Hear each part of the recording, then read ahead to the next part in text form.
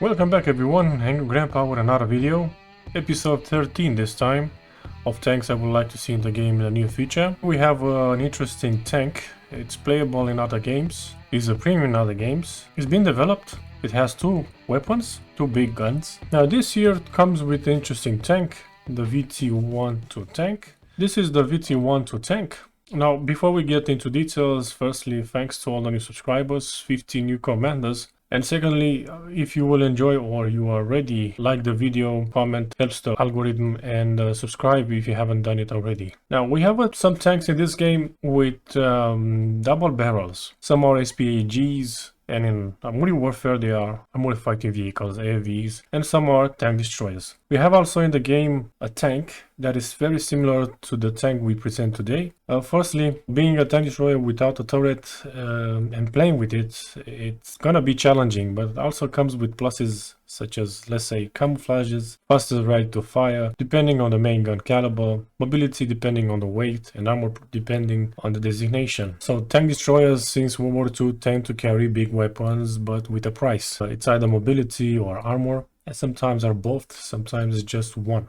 The Versuchstrage 1-2, translated as test beds or experiment carrier, abbreviation VT-12, were two German prototype twin-gun turretless main battle tanks. Now we have in the game similarities and tanks like, these ones. So one of them it is Jarmila, Ontos Shilka that has multiple barrels, an SPAG, MX-13DCA which is also an SPAG, BVP M80A which also has multiple turrets but it has a double barrel, XM24-7 Sergeant York, Ojib 287 which it has also two weapons of the same caliber plus an ATGM launcher, Taifun, the tank that I spoke about in the beginning, that is the only tank destroyer in the game without a turret, but it has a very good mobility, good reloading time, good damage, good penetration, good camouflage, and decent view range. And lastly, the AGDS, which also has two main weapons, despite the ATGM launchers. Now, since the early 1970s, a number of West German companies have been working on conceptual designs for a successor to the Leopard 1. Leopard 1 we have in the game is probably tier 4 to 5.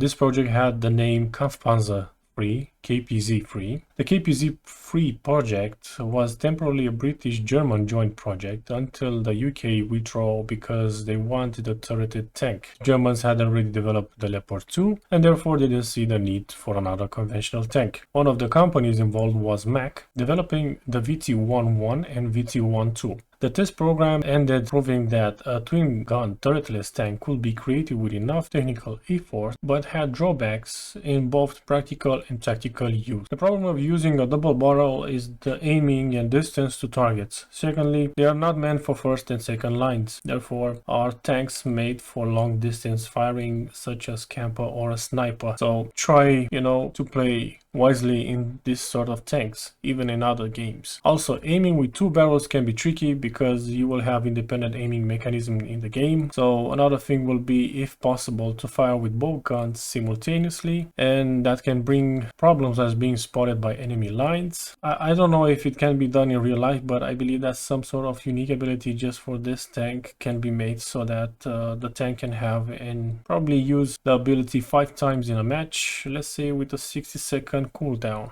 Will be interesting. Probability to fire one shell from each gun within 2 seconds break. I think it can make the gameplay better, but aiming a problem from the recoil of one of the weapons. But there are retrofits that can come in handy. Some background of these tanks. The first VT tank, the VT-11, was built in the 1974 by Maschinenbau Kiel, Mack. 1 year later, they produced the second VT tank, the VT-12.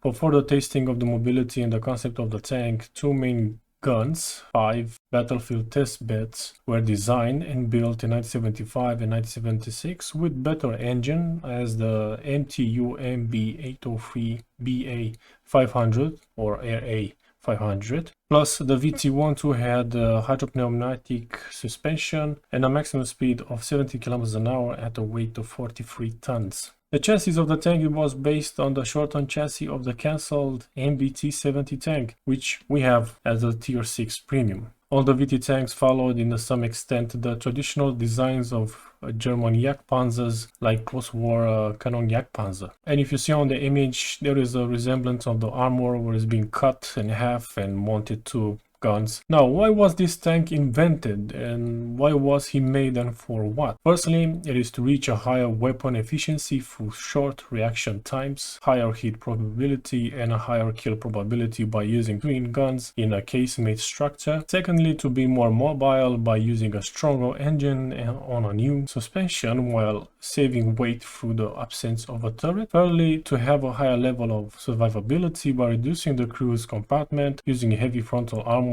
and a much lower silhouette. It's similar to the Tier 6 Premium TD. The VT-12 carried two 120mm smoothbore guns equipped with 6 rounds automatic loaders despite its predecessors with 105mm rifle guns. So let's clarify this. The 120 had an automatic loading system, that means 3 in the crew. Sometimes it is 4, I have no idea. But if it uses, let's say, the 105mm gun rifle, it will be 4 because there is no automatic loading system. So the tank was built, used and tested, but can be introduced and I can say it can be done. It can be placed between tier 6, 7 or 8. And as you know, in the game we have some tanks with a chassis of a tier 4 to 5 placed at tier 10 or 7 or 8. If we classify this tank by weapons and ability, it probably will be a 7 to 8. And obviously, the protection of this tank is similar to some other tanks from tier 7 to 9 or 6 to 9, and it will be an impressive tank in the hands of a skilled player or a good player, where this tank can do impressive damage and support for the team. And yeah, it's gonna be interesting to have this tank in the game if it's gonna be in the near future. Sadly, we don't have it yet, but I hope someone will see this and acknowledge it. With this being said, dudes, thanks for watching. I hope you enjoyed this video. Tell me if you want to see this tank in the game. If yes, why? If not, why? And see you in the next episode.